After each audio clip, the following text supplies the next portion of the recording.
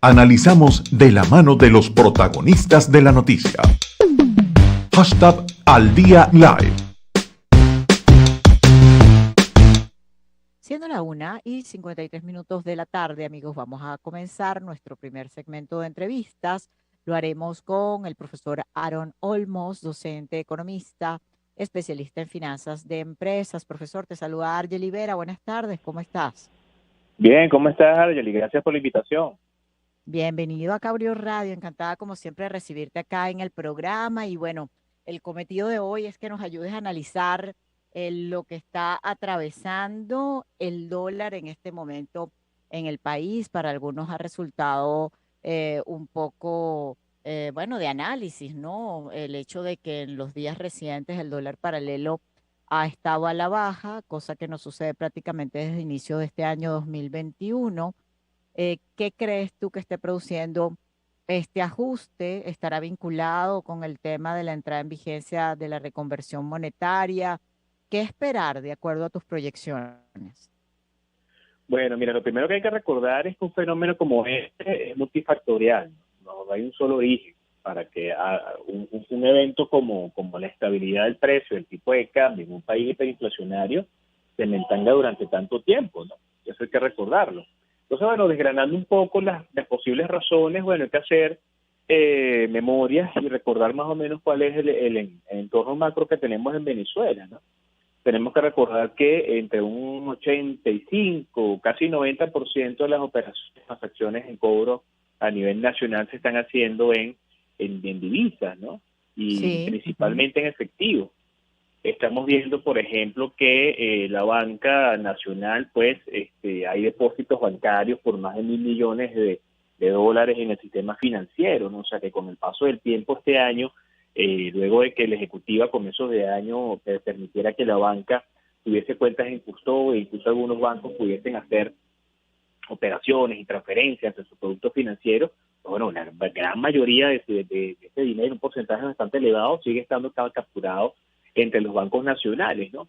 Lo otro, durante todo el mes de agosto, Banco Central de Venezuela estuvo haciendo, si mal no recuerdo, 6 intervenciones en el mercado cambiario nacional a través de las mesas de cambio, vendiendo dólares directamente a la banca, generando un efecto estacional, porque hay que recordar que esto es estacional, esto no está pasando siempre, bueno, sobre el precio de la divisa, manteniéndolo de manera artificial durante pues el mes de agosto y lo que va el mes de septiembre, en el entendido que no estamos viendo una política económica de reconducción que nos pueda decir, bueno, lo que está pasando es producto de una recuperación del Producto Interno Bruto, por ejemplo. Pues para nada, todo lo contrario, ¿no?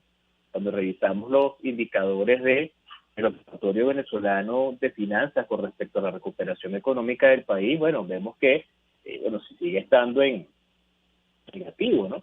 Estamos hablando que en los últimos 12 meses el índice de actividad económica se encuentra pues Ujú. en 2.2%, ¿no? Negativo, cayendo en el segundo trimestre de este año. Entonces, a final de cuentas hay muchos factores, pero lo importante que hay que recordar es que esto que estamos viviendo es una fase que es estacional, que no corresponde necesariamente a la situación del aparato productivo de Venezuela, que el Ejecutivo está tratando en lo posible de mantener este precio en el tiempo, y que en definitiva pues hay un proceso por allí de nueva expresión monetaria, pero que no necesariamente eso es lo que está generando este efecto que estamos viendo.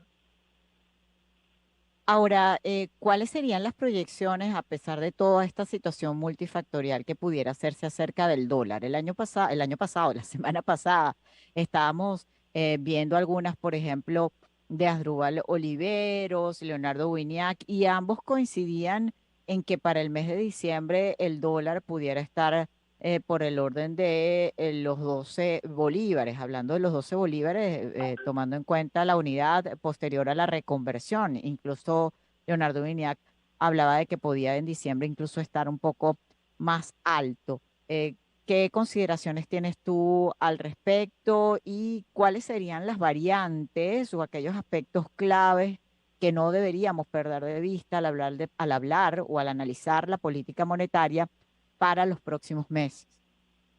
Y Argeli, lo cierto es que si el Banco Central no hubiese intervenido el mes pasado, si no tuviésemos los niveles ¿cómo se llama?, de captación que hay ahorita en la banca, pues que de alguna manera están presionando la baja de ese precio, de ese dólar al tipo de cambio. Ahorita deberíamos tener un tipo de cambio por sobre los 7,5 millones de bolívares, por ejemplo, ¿no?, antes de la reconversión. La proyección, cualquier proyección que yo te pueda hacer, puede quedarse corta, ¿no? Incluso pues la de otros colegas economistas, porque la propia economía venezolana nos sigue sorprendiendo siempre, ¿no? Lo cierto es que de mantenerse esta intervención, más allá de que el Ejecutivo pretenda mantener un dólar estable, el último trimestre del año siempre es un trimestre de gasto, más aún cuando hay elecciones, ¿sí?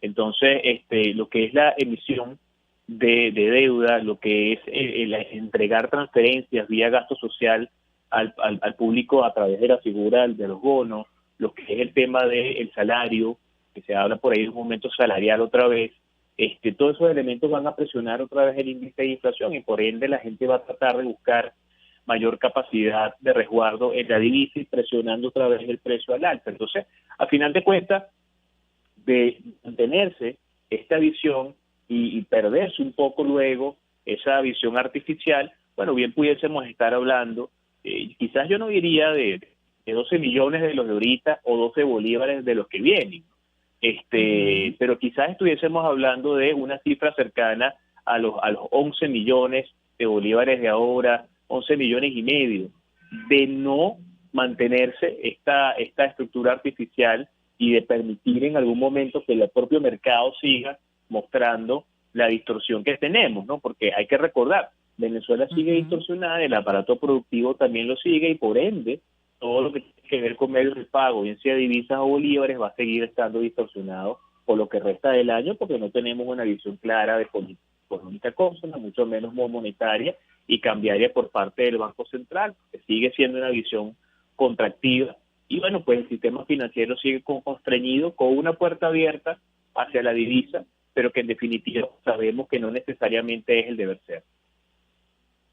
¿Qué otras puertas abiertas pudieran estar desde el punto de vista de lo económico? Algunos otros mercados, ¿cómo los ve el profesor Aaron Olmos? Esto me lo va a responder, profesor, al regreso de la pausa, porque tenemos que ir a nuestra primera pausa, amigos, y al regreso vamos a seguir conversando, haciendo análisis económico esta tarde con Aaron Olmos, docente economista, especialista en finanzas de empresas. Ya venimos con más. En breve estamos de vuelta en radio. Sigue conectado y escribiendo por redes sociales. @Argelibera, #live, por @Unión Radionet.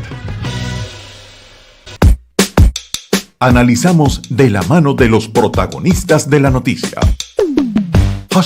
#AlDíaLive.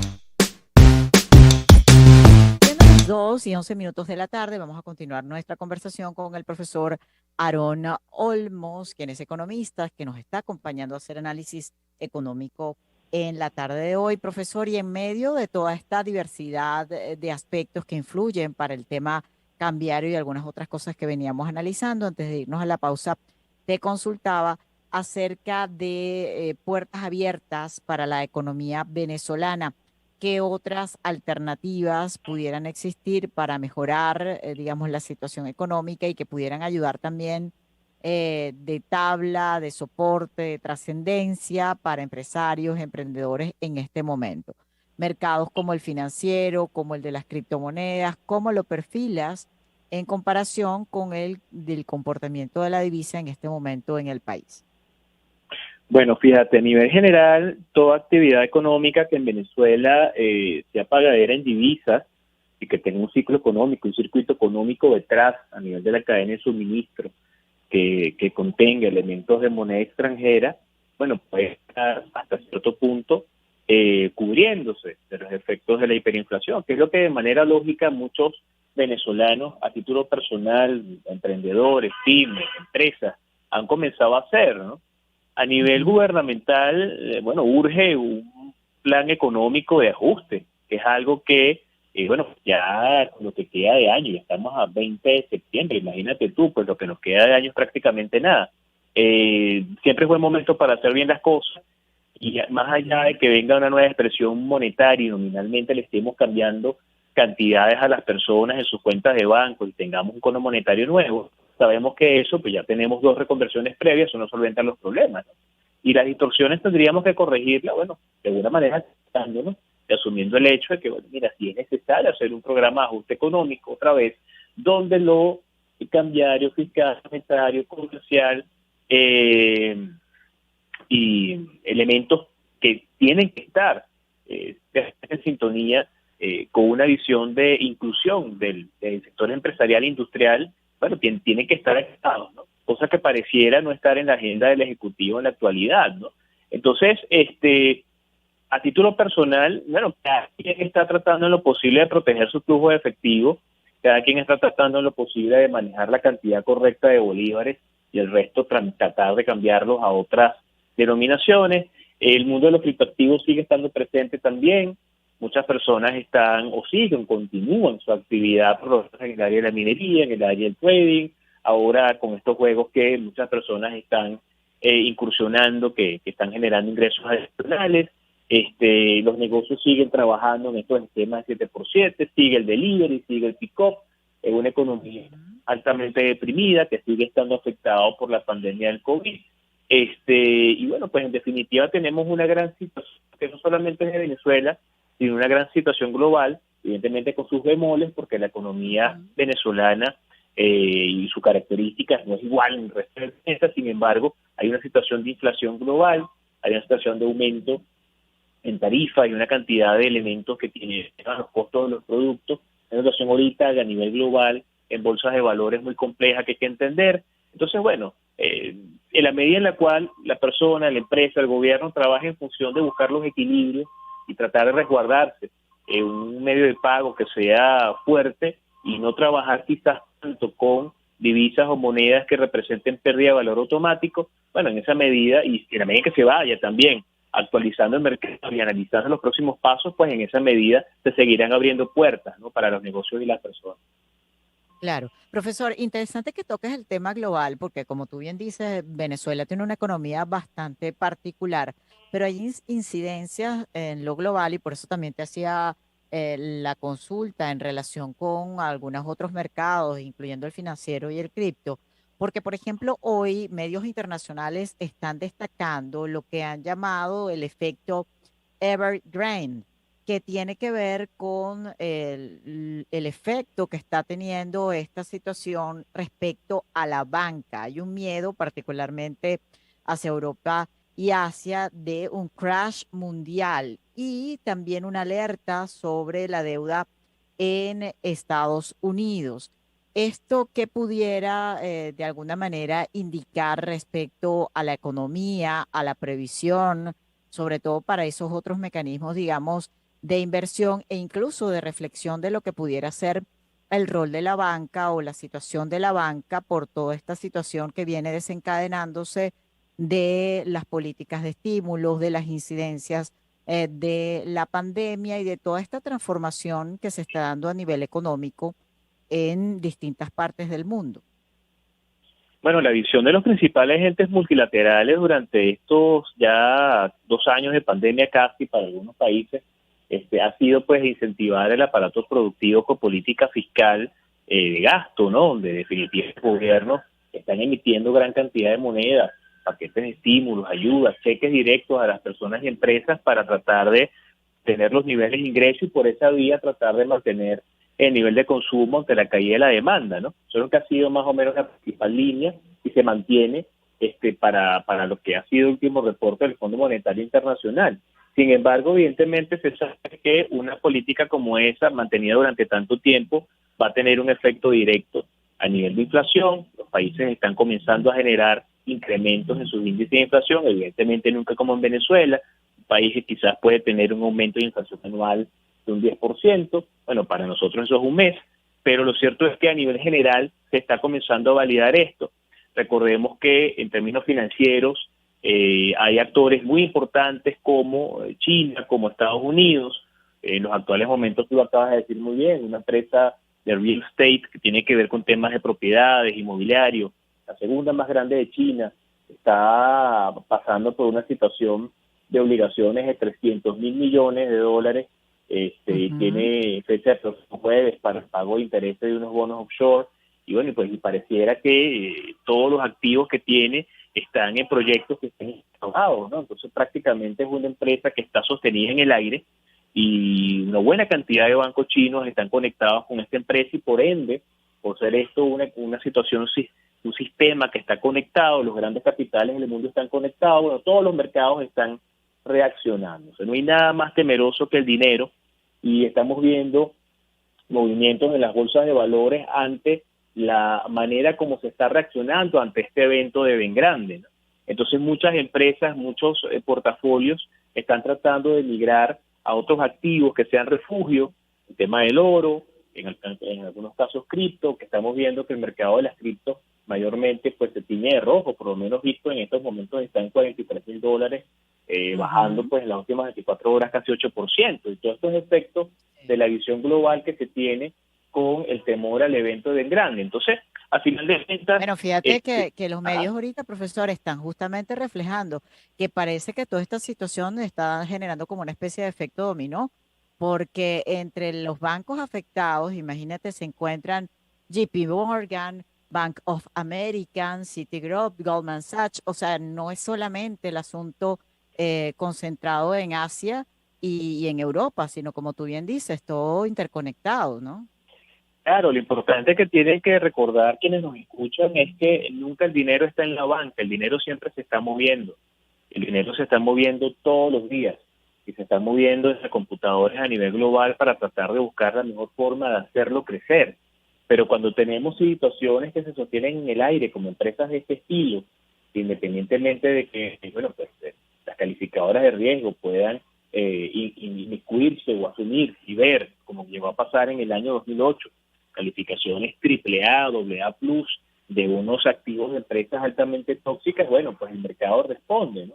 En los actuales momentos estamos viendo que hay un contagio global que puede extenderse mucho más e incluso se está hablando de una situación similar a la de la crisis de la subprime del año 2008, ¿no? Evidentemente, pues acá estamos viendo cómo los mercados están reaccionando. Por lo menos la acción de Evergrande abrió a la baja con un 17% negativo el día de hoy y de verdad que es algo muy complejo porque como tú bien lo dices, son capitales, muchos bancos que están conectados y que efectivamente esto puede ser una suerte de castillo de naipes o una estructura de piezas que pueden ir cayendo una detrás de otra y evidentemente eso es lo que se está tratando de evitar a nivel de lo monetario y cambiario. Ujú. Mira, profesor, antes de culminar la entrevista, quisiera aterrizar nuevamente acá, digamos, en Venezuela o en las particularidades de nuestro país y consultar tu opinión y más que la opinión quizás es la recomendación a quienes nos están escuchando desde tu experiencia en relación con lo suscitado en las horas recientes con el Banco de Venezuela. Se habló que hubo un hackeo importante que afectó las operaciones durante varios días de este que es uno de los principales bancos del país y me parece importante pues hacer una reflexión en relación a lo que pudiera ser para los venezolanos que se han estado educando constantemente a nivel financiero y económico el tema de la diversificación, porque fíjate, muchos de los que les pasaron o de los que les pasó a personas que no pudieron mover su dinero, que no pudieron efectuar sus transacciones. Las informaciones reseñan del fin de semana que muchos vendieron dólares en efectivo, otros no tuvieron que hasta pedir prestado para poder realizar algunas compras. ¿Cuál sería la recomendación en relación con esto que fue noticia? Bueno, mira, el tema del Banco de Venezuela, bueno, primero habría que decir que no es normal. No es normal que un banco, cualquiera que sea el tamaño, esté fuera de línea durante 5 días, ¿no? Estamos hablando de 2.700 billones con B de bolívares que están represadas a una entidad financiera. Estamos hablando de un banco que concentra alrededor de 16 millones de clientes. Estamos hablando de que estos 2.700 billones de bolívares representan algo así como 668 millones de dólares represados y básicamente pues las personas que tienen un modelo a través del cual solamente tienen su nómina o su dinero depositado en una sola entidad y bueno pues llega a ocurrir algo de esto que otra vez que decirlo no es normal, es posible que esté fuera de línea 1 hora, 2 horas, pero no 5 días. Bueno, pues estamos viendo aquí los peligros de la centralización y la concentración en una sola institución, ¿no? Entonces, Entonces, bueno, gran lección para todos. Muchas personas se han mantenido en estos días, como tú bien lo dices, vendiendo divisas, vendiendo prendas, inclusive oro. Hay quienes están solicitando préstamos para bancarios, para financieros, entre personas, en estos sistemas que funcionan históricamente fuera de la banca. Otros que tienen cripto quizás están un poco más tranquilos porque están transándose con criptomonedas entre billeteras digitales que no tienen nada que ver con la banca. Pero lo cierto es que el gran aprendizaje es, como tú bien lo decías, el tema de diversificar y tener diferentes opciones, ¿sí? Los sistemas bancarios históricamente vistos a nivel global no son infalibles. Siempre hay posibilidad de que algún tipo de cosa de este estilo ocurra. Si no es tecnológico, es un tema de riesgo de otro tipo, ¿no? Puede ser un riesgo financiero, por ejemplo, de quiebra. Entonces, lo cierto es que hay que diversificar y tener solamente lo necesario en las instituciones. Mucha gente no se pasea por ver cuál es la característica del banco donde tiene su dinero, pero lo cierto es que creo que a partir de hoy, lo más lógico es que los venezolanos comencemos a ver para la banca público-privada qué características tiene nuestro banco y tener una porción de ese dinero al corto plazo siempre con nosotros para hacerle frente a situaciones que sobrevenidas como esta, que bueno, fíjate tú, ha asumido a muchas personas durante 5 días ya. Así es. Bueno, profesor, como siempre, agradecida de tu compañía y del aporte que nos das en el análisis en nuestro programa. Gracias por haber estado con nosotros esta tarde. No sé, muchísimas gracias siempre por la invitación. Amigos, era el profesor Aarón Olmos, como ustedes bien saben, docente, economista, especialista en finanzas de empresas. Y siendo las 2:24 de la tarde, vamos a revisar qué es noticia a esta hora.